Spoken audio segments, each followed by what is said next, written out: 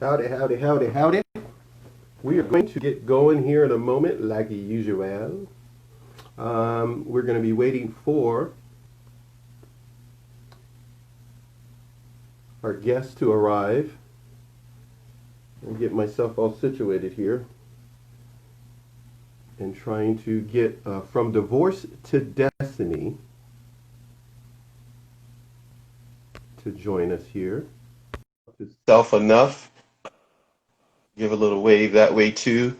To Self Enough is also here as well. And From Divorce to Destiny is here. Lady Tiffany, how are you, madam? Hello, sir. Good. I've had a pretty good week. How about you? Oh man, it's going good right now. It's been great so far. I had a show that I did a day or so ago, and now I have you. Been waiting to get you on here. Just in case some were wondering why I'm running a little late, that's because all my guests that come on, we work as a team. So anytime we need to do a little run through, we do a little run through. So I don't want anyone to be afraid if you're going to be on the show and think that I'm just going to throw you out to the wolves. No, I'm not going to do that because you're the star of the show. And today, Tiffany, it is your turn to be abused by me. Oh, no, I didn't mean that. I didn't mean that. My first IGTV with Paxton. Oh, that's right. That's right. That's what I should say. That's right. This is your first, which only means one thing. It gets better from here. it goes up from this one because there are definitely So all the bad stuff I'll do now. So that when you go to the next one and you get someone else, you'll go like, oh yeah, Paxton should have did that. And I hate to say sometimes, I kind of alluded to this when we did kind of a little test run before we started here, that I kind of like it kind of raw and rough and not fully polished when we do these.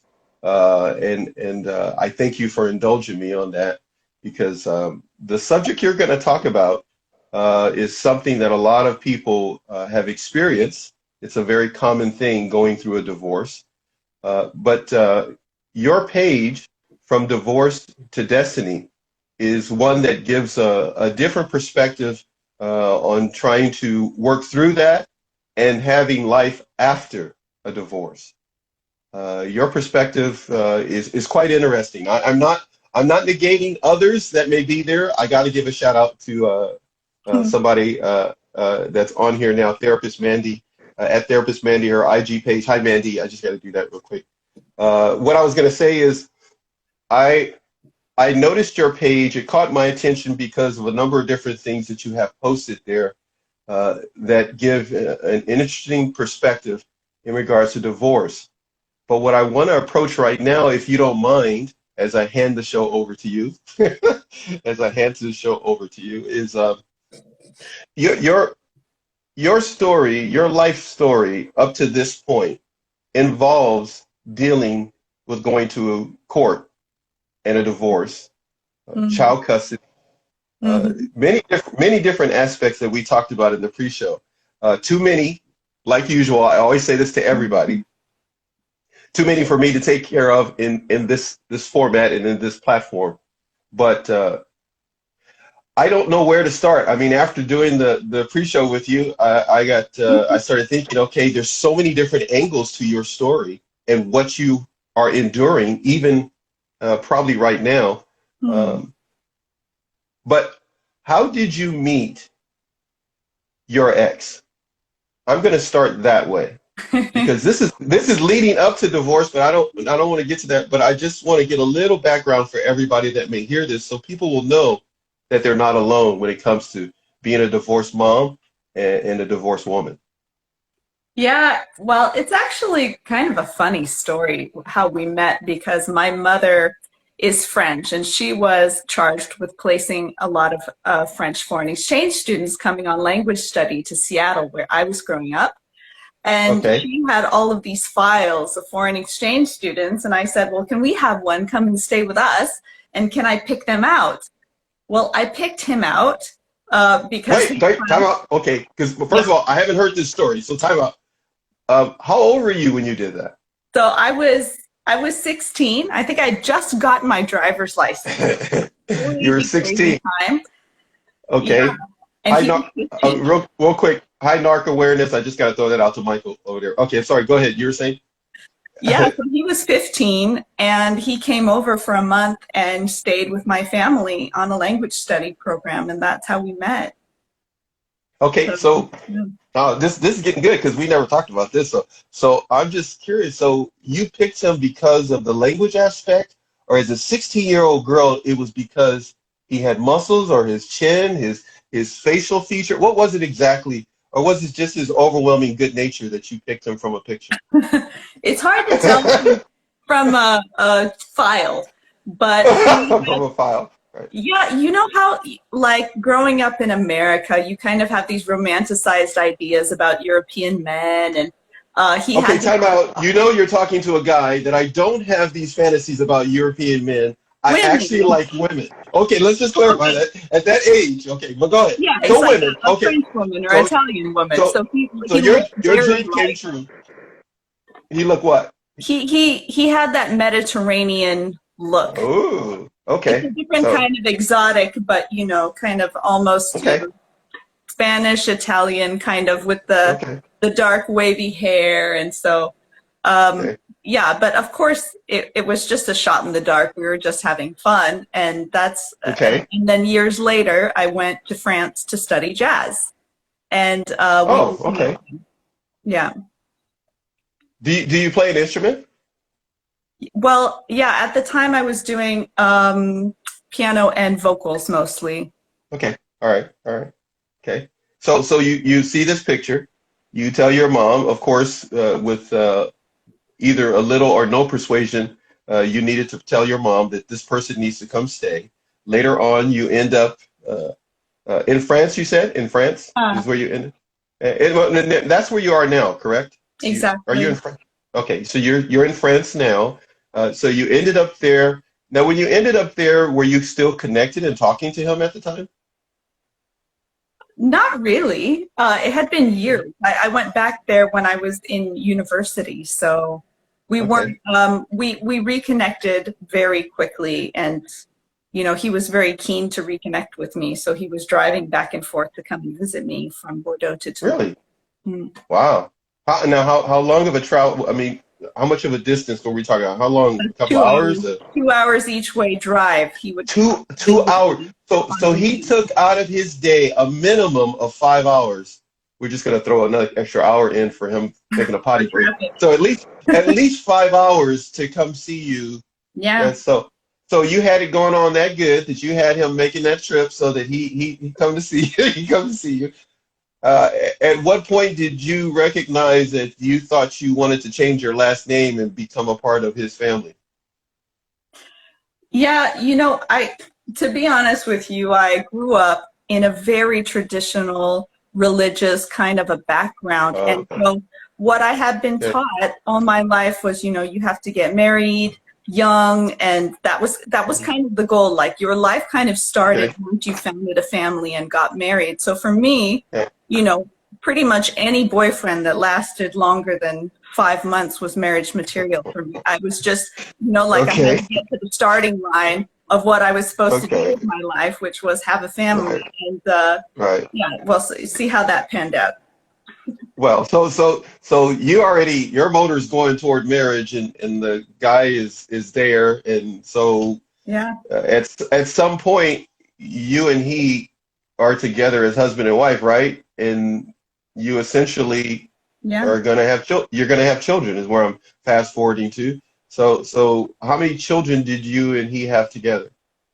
So we had two girls, and now they're 10 and 12 years Uh, wow, how old. precious, They're just little precious. ladies.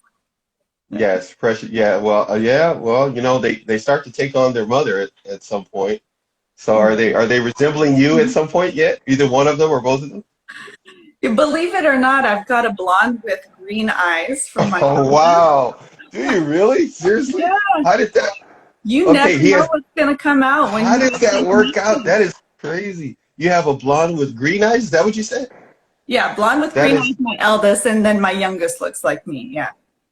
oh wow, that is crazy. He doesn't have green eyes, does he, by any chance? He's not blonde. He does not have green eyes. I like Wow, in that my is crazy. lineage. I have a lot of blondes on my mom's Ah, side. okay. On Yeah, your mom's side. So your and background, your background is I'm doing this without notes on It's purpose, and French now time.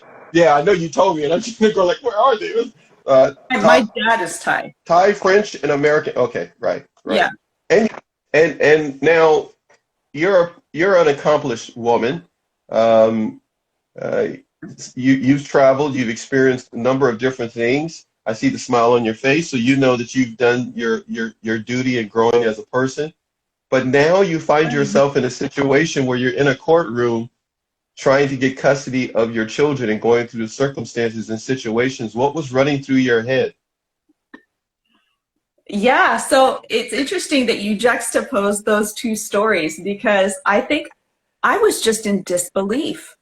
You know, growing Yeah. up at Little House on the Prairie as I had grown up and dedicating myself Yeah. so much as a stay-at-home Yeah. mother, you know, with the arts and crafts and the holidays and the everything that I Yeah. had done as a mother, and now finding Hmm. myself in court asking for custody of my children when my ex-husband had expressed little to no interest in caring for the children at all prior to our divorce. Really? Um, I Wow. I was in a state of disbelief and shock because Yeah.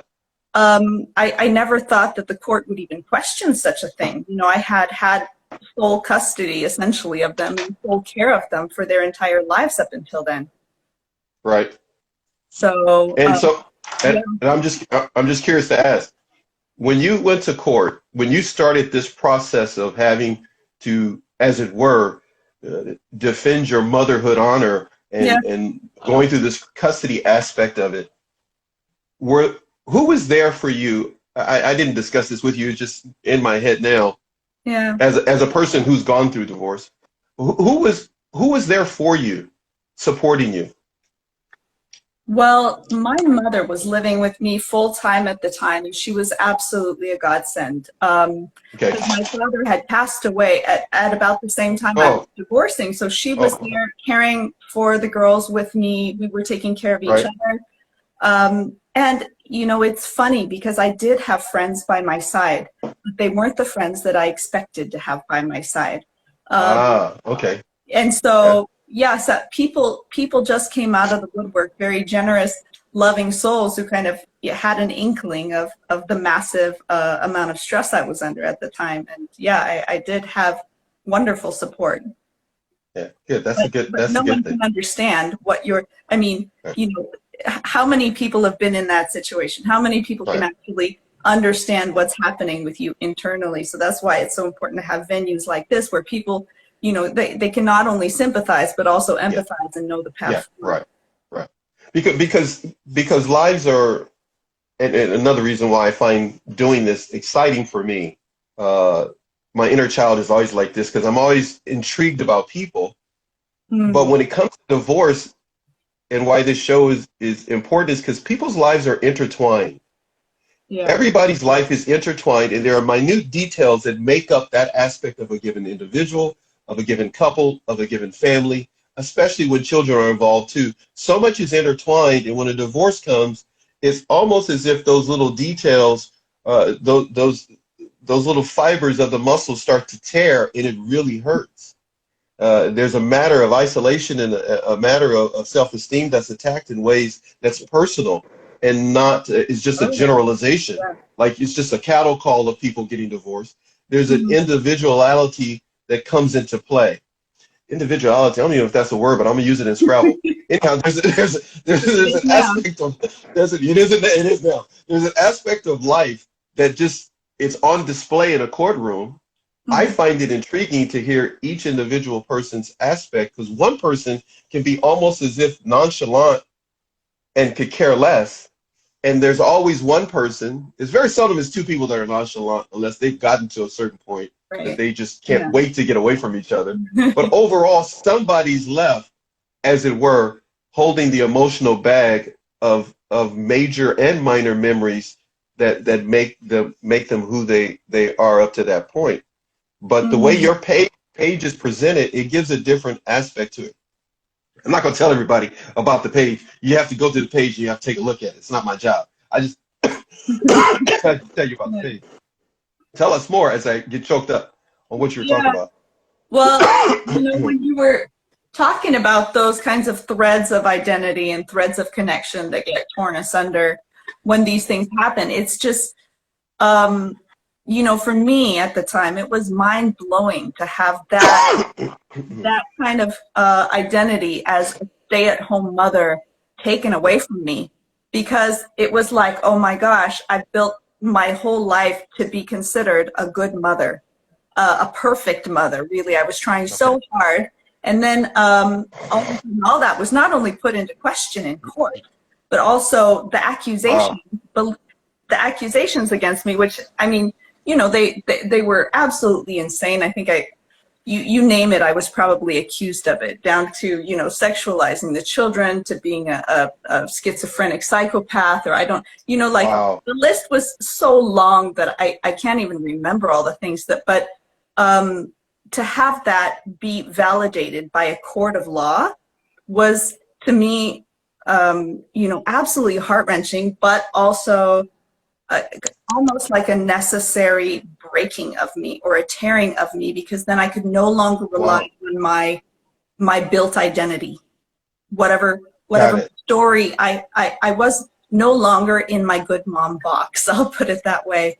Wow. I had lost that box, and I didn't know where to live anymore, because I could no longer be the good mom.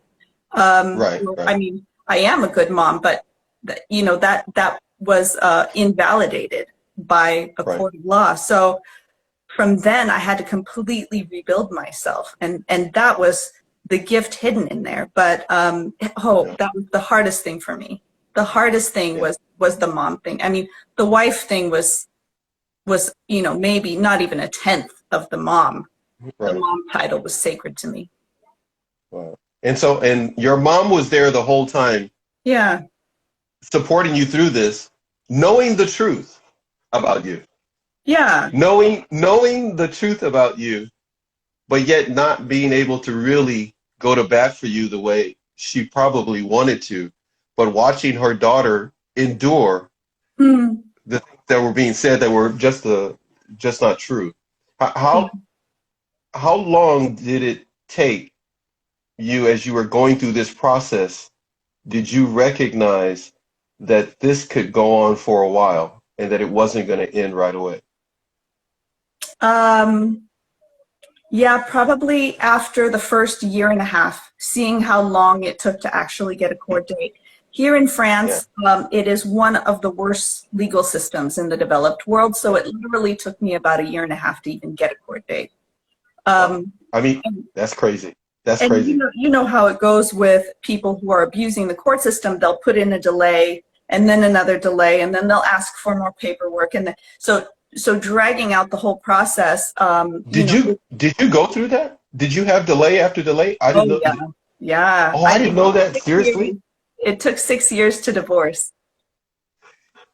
That is crazy. Yeah. Now wait, now I can't even. Well, I guess. Well, that can't happen in the States. But why is that so different over there where you are? Because you kind of alluded to that. I didn't delve into that in the pre-show, but why is that? What are the hurdles that you ran into being through a court system there, being a woman? So, well, ironically, you know, women are supposed to get the better deal out of custody situations, and in fact, usually, yeah. Yeah, so that was the other shocker. But I think statistically, I mean, women get custody like 80% of the time. So I think for a lot of attorneys, this is just a shoe-in. They kind of, you know, like my attorney was like, oh, don't worry about it. It's no big deal at all. We'll just, you know, very nonchalant about the whole thing. But, you know, France, like many, probably all legal systems, is really antiquated. I mean, they haven't had proper updates in their system in I don't know how many years. So you're at a, I'm going to be a little bit mean to the French, but I would say about a 1930s functioning where everything is done on paper. They have files like this high that they do, they hand. Oh my goodness! They have to transfer and validate, and you have to get this stamp and that signature, and it's not quite medieval, but you know, headed in that direction. No, it's pretty much headed in that direction based upon what you said. Matter of fact, somebody, Narc Awareness Zero, got a comment for you there. Yeah. He says, yes, they keep getting continuances. and he's got a point there. That continues to be a way for somebody who's trying to, would you say, like manipulate the court system kind of thing? They kind of drag it out to create problems.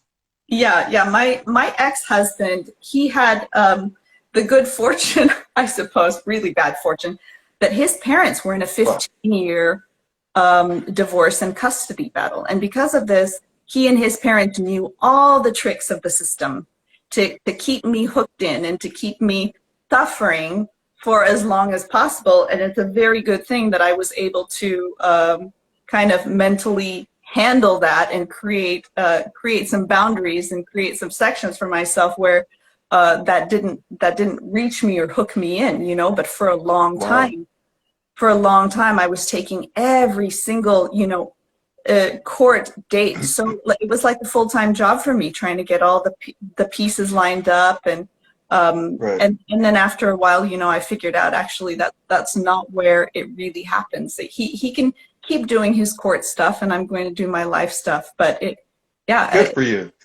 Took a good long while for me to get there because I took the court system so seriously. Maybe I'd watched too much Matlock. I don't know. Hey, be careful now. It's one of my favorite shows now. It's either that or Perry Mason. Either that or Perry Mason. But about as good as I can get with American television and some other shows. So what I was going to ask you now is, no, I'm not going to ask that. I'm not going to ask that at all because I got to ask this.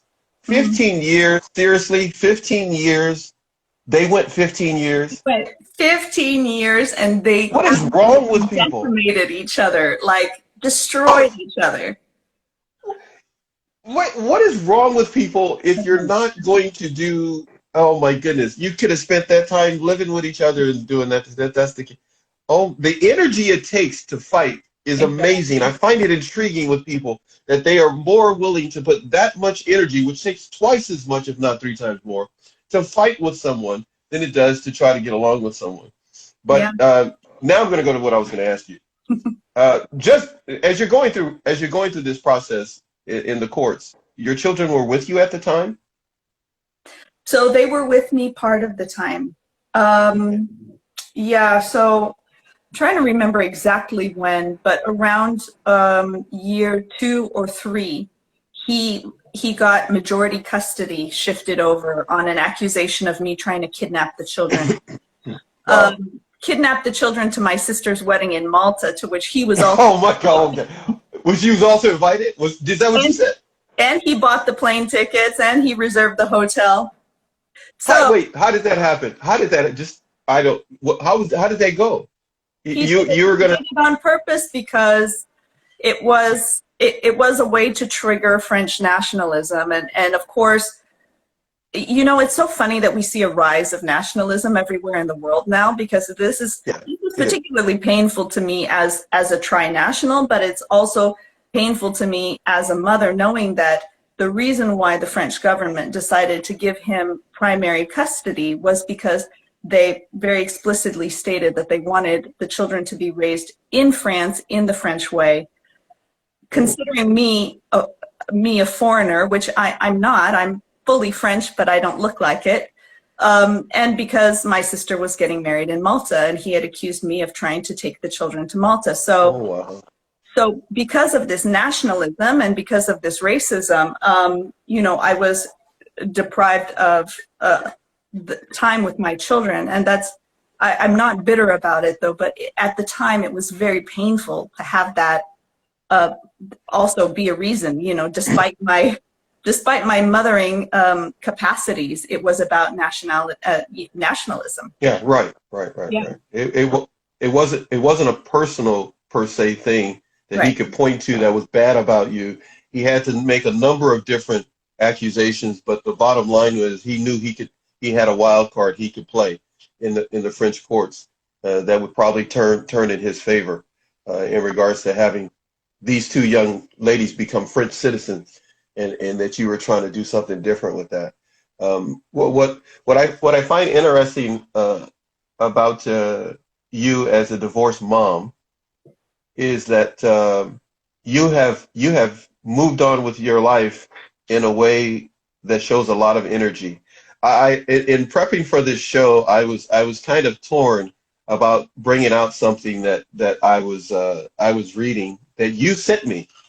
Hmm. First person ever sent me this, by the way. I just want you to know. You Yeah. sent me an email. You sent me an email. You know you sent me an email. You sent me an email, and I when I first Right. read it, I went like, I so want to read this on the show. I so want to read this on the show, but I refuse to do it, and I'm not going to do it Okay.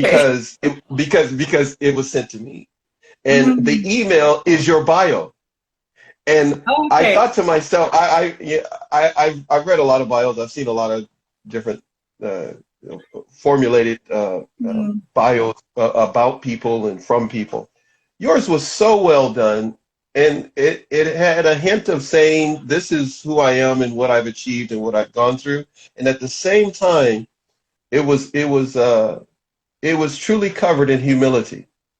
It was truly covered in humility. As a person sending a bio, it was very well written, and it was extremely humble in the way you laid out your life and what you've gone through. So I Thank have to tell you, but you're being aggressive in pursuing being a business person as well. You've you. helped and worked with a lot of different types of people, though, right? Yeah, yeah, absolutely. And I think that's kind of what gives me the small world view on life. You know, not only the different cultures Yeah, that I've worked with, but also the different social demographics. You know, I went yeah. from you You're know, doing it. You're doing it. Wait, you're doing it right now. You're being humble right now. You work with a lot of different people, right? No, no, we're not gonna say names. Anyway, we're not gonna go down that road. But you go ahead. Go ahead. I'm being mean right now, but go ahead. But yeah, you're being humble, which is very sweet. You're being humble. But go ahead. Go it's ahead. just you know, this is the human condition, and all the Yeah, way, yeah, you know, from the guy I co-owned a garage with eating on the ground in Thailand to, you know, the billionaires I've hobnobbed with in yeah, Zurich at these kind of big investment meetings. yeah, Everybody has this shame and guilt yeah, around yeah. divorce. Everybody. That's what. Right. That's right. Go ahead. I'm sorry. Go ahead. That's what I wanted to. That's what I'm Yeah. leading up to. But go ahead. No, go ahead. What about that? What's your perspective on that? Now, I know you I have a think, different take than a lot of other people, and I understand the background of it with the yeah. religious background, a number of other things, but we're gonna have to do another show on that, like I told you before, because I want to touch that one day too. But Don't but touch but it. right now, yeah, yeah, I know. Well, we're gonna do more than touch it. We're gonna cut it open. But with the religious background, a number of other things that come into play, your perspective when it comes to the guilt and the shame aspect that a person can go through when it comes to divorce. Yeah, it's really remarkable how, you know, we can interface with so many different cultures. And I don't really know of any cultures that aren't hanging on to a little bit of shame and guilt around breaking up a marriage. And Um, of course, those are in different measures. And I would say in, you know, a lot of very religious kind of societies that can be accentuated with the religion on top of the culture. But we tend to have this idea of failure, or that we've kind of messed up plan A and there's only now plan B or even plan C, you know, if it was a really crappy divorce. We have this concept of kind of being used or secondhand somehow. Right, right, Um, right, and right. it now looking back on it, it's so bizarre for me to say that and think that because um, you know, I think that divorce is the hardest thing I've ever been through, but it's also the best thing that's ever happened to me.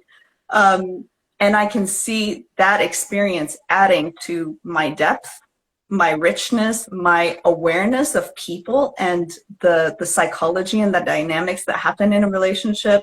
It's made me a more conscious and more confident person.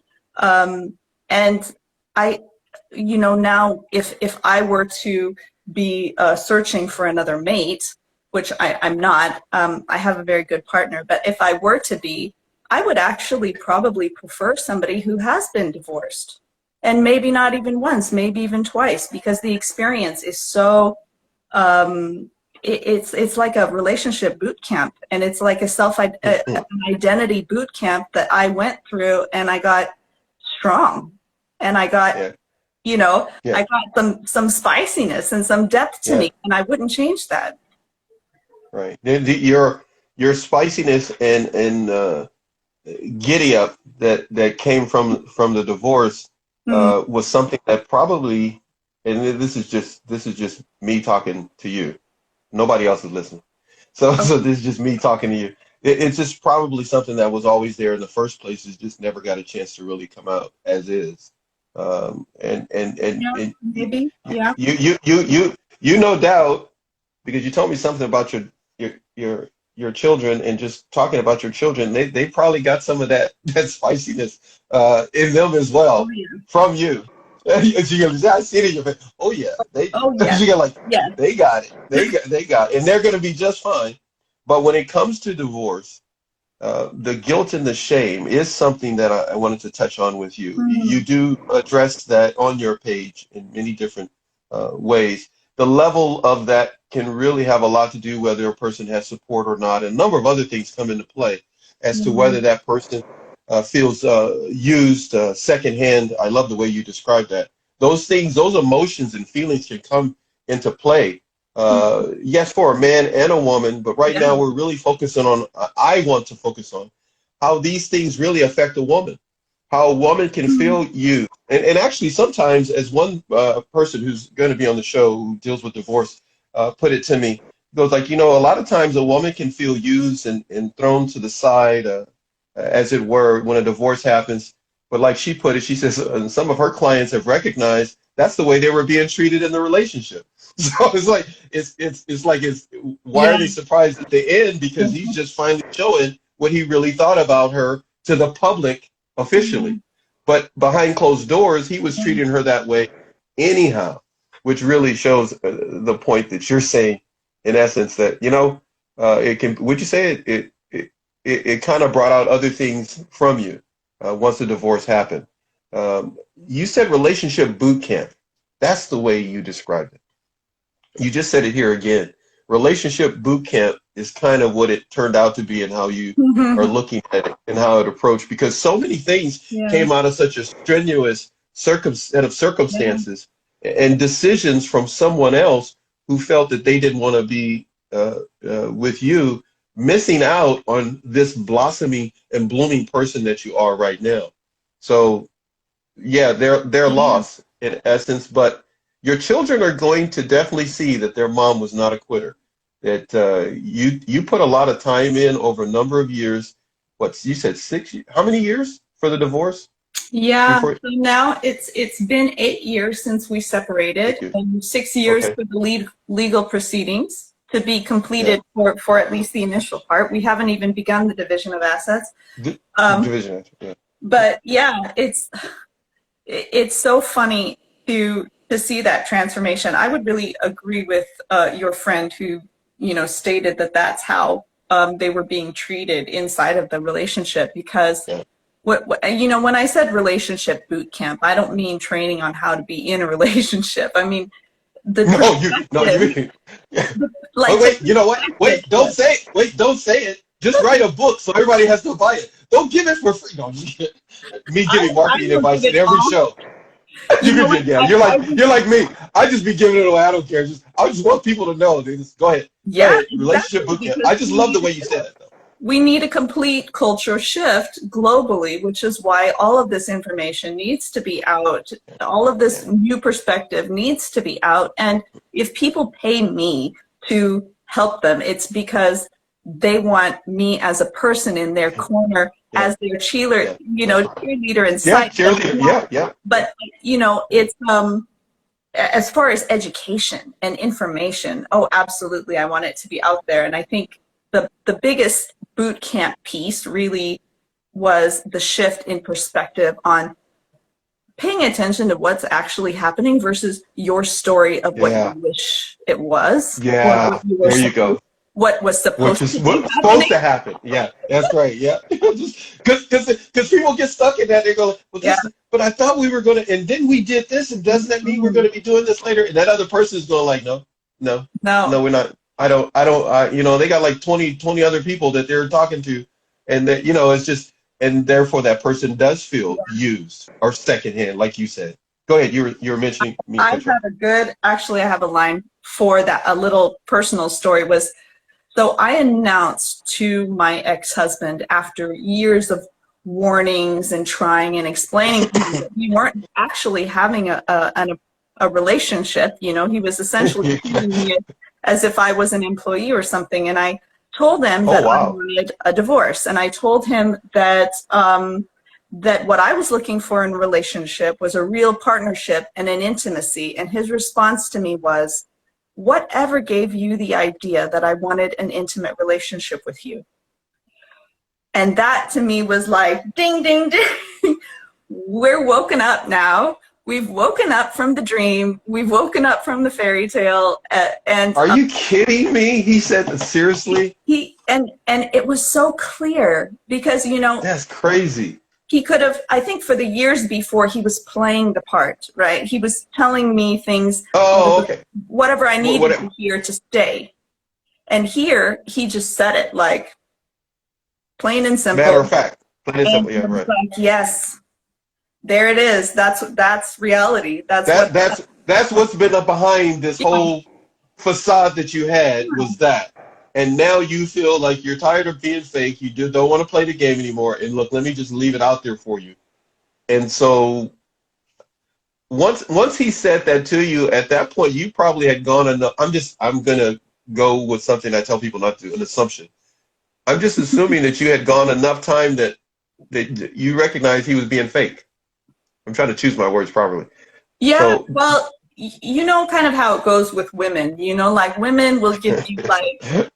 Yeah. Like multiple warnings. 500 tests. Yeah. 500 tests before they finally say it's over. But when they say it's over, it was over like 2 years ago. So wait, time out for a second. Time out, just to clear everything up so that you and I are both on the same page. Yeah. Unless they're a female narc, then that's different because they're going to come back around and hook you down. But we're talking normal people. A woman, yes, she will.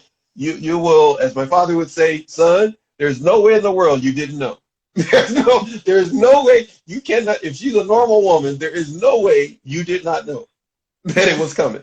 Okay, you know. Trust me, I could take you back and walk you right through it every time she's telling you this is coming. If you don't change it, or we don't talk about this, we don't talk about this, and we don't, unless you turn around and do what he did, which is, I'm telling you from a male perspective, a guy that says what he says to you. I didn't put my head down and shake because I'm like it can't happen. Guys do that. When they know they cannot measure up to something. Let me just take a moment. I know you're talking about something. I just want to say this to clarify something about men. This aspect that a man will do that, and sometimes women go, well, how can he say that? No. Listen, men do that when they're being cowards. That's just, you can listen to any other man that's being honest, and there's tons of them out there that have IG pages and YouTubes. They are telling the truth. There's certain that are I'm saying it the nice way. Some guys get on Instagram and they tell you the truth straightforward. Listen, when a guy does that, that is him saying, if he had to write it out, like a teacher caught him doing bad, he had to write it out. You know, they do that on purpose because the kids don't want to really write what they really feel and what they did.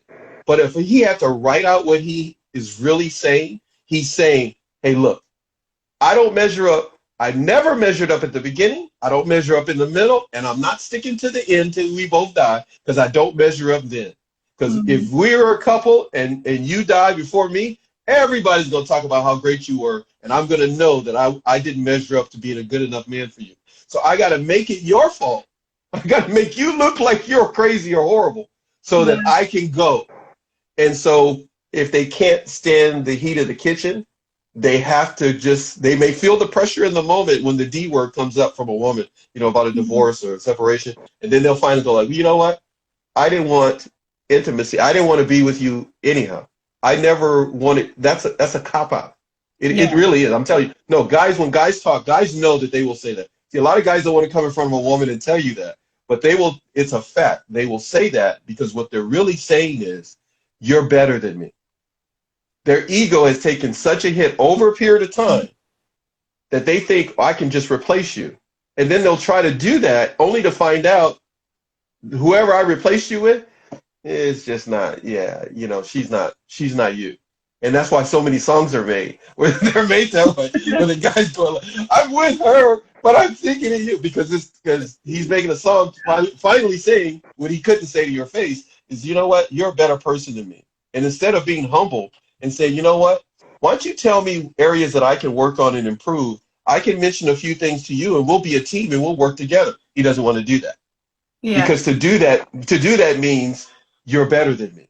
And there's ego. His pride is so in front of him. He can't take it and put it behind him and be humble and go and be vulnerable. He can't be vulnerable. And to be vulnerable means that you are not who you portrayed yourself to be when you got the woman. And now she's finding out you're not all what you said you were. And that a guy can't take. A woman can deal with it better. See, a woman can go, she can take her eyelashes off, she can take she can do it, go like, hey, I'm not that, I'll take the makeup off, but a guy can't. He comes across like this provider and protector and a know-it-all, and she starts to live with him every day and go like, you don't know what you're doing, do you? You have no idea what you're and so he can't, so he has to try to put that woman in a certain perspective. I'm sorry, I went on my tangent again. That's what happened. I won't say that he didn't take a shot. He was trying to win me back for a while.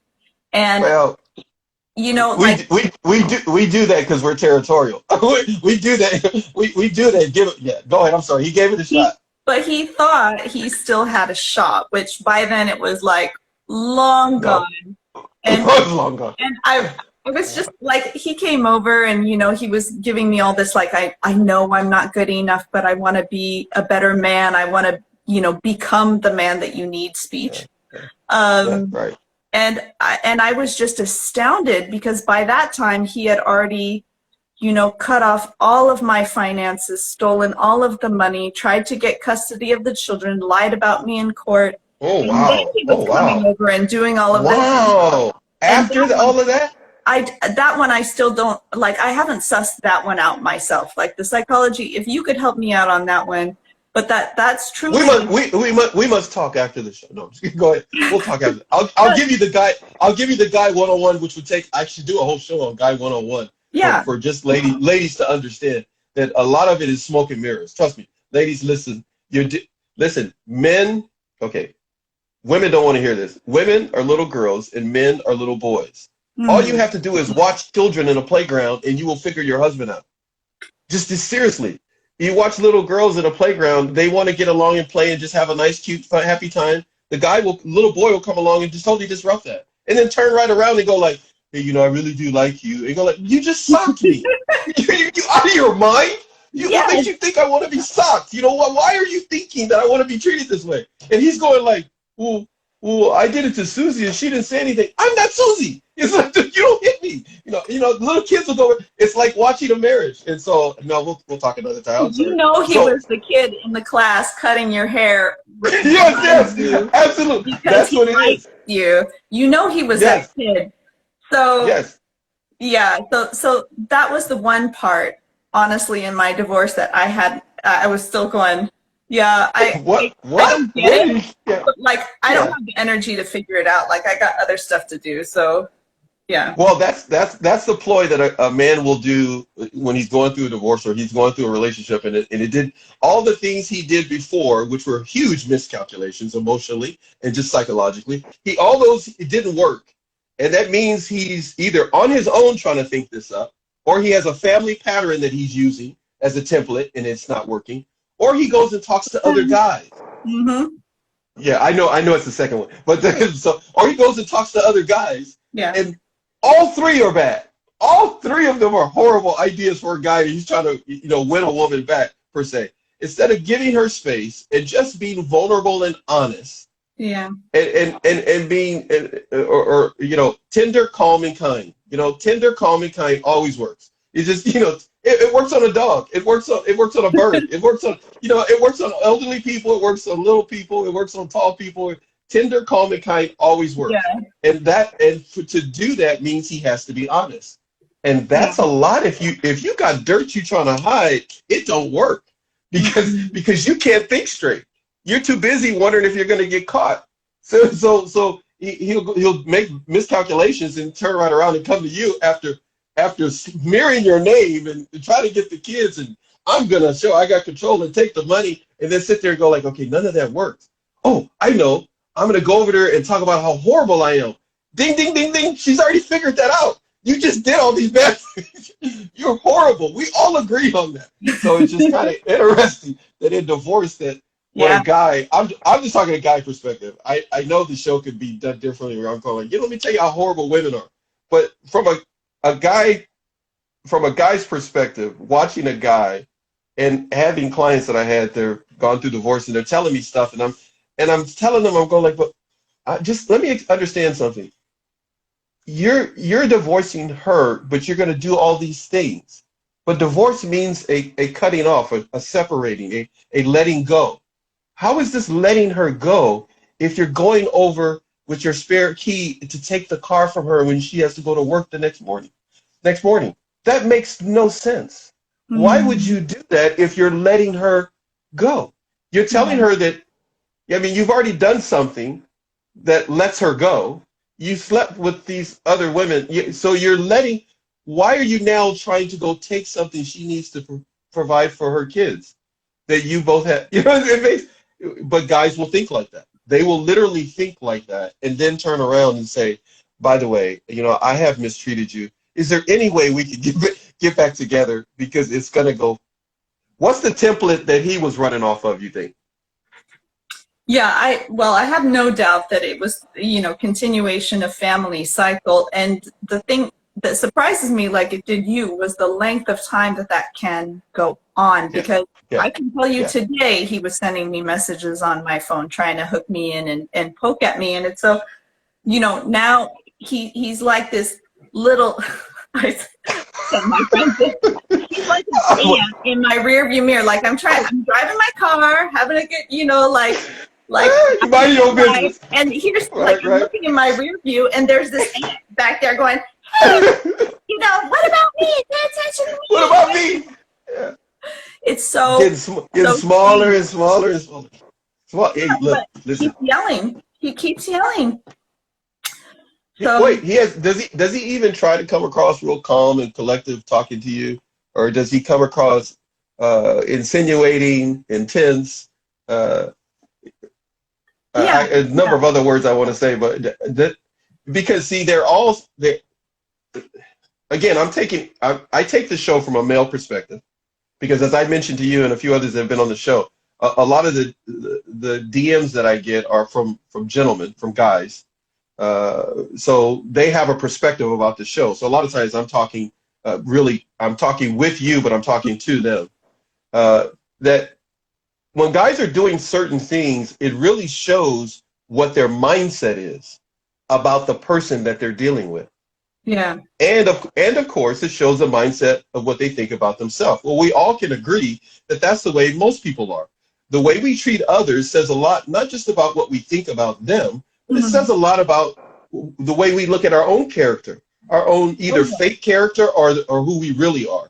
Oh, yeah. But when a guy talks to a woman and he doesn't find her interesting, and now there are certain terms a woman may use, but I'm talking to guys right now. Guys know the terms. Look, he doesn't find her interesting, which means he doesn't like her. Now, that may be a hurt to a woman's ego, but when it comes to divorce, look, if the guy is talking to you like he's not interested in you, business negotiations are going to be extremely difficult. Business transactions, property settlements, they're going to be difficult because from a man's perspective, he could like somebody or find that person interesting, but recognizes, you know what, we're going to have a hard time living together, but I'm going to try to make this work, and we're not going to get a divorce. Or he goes the other route and go like, okay, I wouldn't have did this, so I'm going to give you a divorce. I'm going off with this person, but I still find you as a human being or interesting, and I'm going to stay out of your way. I'm going to get out of your way. So you go do what you need to do, and we can kind of deal with this moment in which I let you down. But he's not. Some guys can do that. The majority of them can't, because they're going like, no, you let me down. And let me tell you, because you did that, I need to now fight for myself and take everything. No, forget about the 40 women I slept with. What I'm talking about right now, you're going like, wait a minute. I was at home. You're doing that. So what's interesting for a guy when you talk with them and they're going through a divorce and the guy's talking to to the woman, his ex-wife, his wife, until they officially are divorced. She's still married to him, per se, on paper, as it were. He's talking to her as if she just stole all his money, or that she just robbed the bank. She just killed, like a president. He's talking to her. That's not a good sign when a woman, by all means, ladies, if a guy is talking to you that way, do not have long conversations with him, because it just fuels him. And we're not even talking narcissism. We're not talking toxic. We're not talking none of that. We're just talking the male testosterone gets fueled by the fact that he can continue and continue. I tell my daughters this. The guy says he likes you one day, and he's talking to you like he can continue to up his ante of intensity of dislike and disdain in his voice to you. That's not a good sign. It's not a good sign at all. Because if you try to do a property settlement, you try to negotiate something, he thinks he's Donald Trump. He thinks like, hey, no, I don't have to move. I don't have to do any. You have to move. You have to give up. And then they turn right around as I'm talking about a lady that's going to be on the show that deals with divorce. She said the man will turn right around a few years later, if not a year and a half later, 18 months later, and be like, hey, can we be friends? Can we do? And we go like, excuse me, you just took everything that I was trying to do to provide for the kids. Oh man, I did it again. I'm sorry. Bad boy. I got on my soapbox again about men and what we can do. But I'm not male bashing. I don't narc bash. I'm not bashing this, bashing that, or whatever it may be. And we're not attributing that your ex is a narc or any of those. That's not what we're talking about here, everybody, and anybody that sees this. What we're talking about is simply how being a divorced mom, at least the way I wanted to highlight this, being a divorced mom, being a divorced woman, and what you've gone through and what you've experienced, and kind of the male perspective when a guy does certain things, what a woman who may be going through a divorce, just about to embark on one, can recognize that you can be diplomatic as much as you like. But if he is not interested in you, he does not like you, do not be fooled by platitudes of kindness and stuff. He's trying to find a way to bring you down and keep your children from you. Yeah. Well, I know he still tries, and I know when children are little, that kind of manipulation is, somewhat effective. But as they grow older, they're 10 and 12, they see it all now. I mean, there's no hiding any kind of intentions from them anymore. So luckily, that's not something I have to worry about. Him saying things on his side, or making up stories or whatnot. I mean, they're old enough to have it figured out. But for a while there, it was difficult when they were little, and they couldn't figure it out, and they got confused, and they believed something that he said, and then I had to explain it, and then they didn't know who to believe. So it does get easier with age, but yeah, for him, I think to me it's very confusing why he would continue on for such a long time. But it's for now, it's been a good 4 or 5 years that I've responded to him as if I were a Data from Star Trek, or like Siri, like when you're talking to Siri. Oh my, okay. You need to put that in a book. That should be an ebook right there. Just how to respond. Data or Siri. So you respond like that way. Straight facts. That's all. Just and then when he starts on whatever other tirade or accusations, I just ignore. Like whatever doesn't make sense, whatever isn't data driven, it just doesn't. Like Siri doesn't know what you're talking about. The best. That is so the best. You need a T-shirt that says that. You should have a T-shirt company that you do. You just start there for every divorced woman. Just hit you. How do you respond to? Yeah, there you go. That's what you should do. We're gonna need to re-rack. I'm gonna need to pull out of this and restart it again because I'm running out of time here on my clock to talk with you. I'm gonna come right back in just a little bit. Okay. But for everybody else. Again, it's From Divorce to Destiny is your IG page. I'm going to be right back in a little bit. I tried my best to do as much talking as possible so you can take a drink. I really did. I tried. So everybody's gonna figure out my trick, and now everybody's gonna know. Oh, he's talking. They're gonna be watching you go like, is she drinking? Drink something so he can shut up, so she can keep talking. All right. So I will be back in just a little bit, everybody, with the live. We'll continue it. I'll be back in just a moment. Thank you. Bye bye.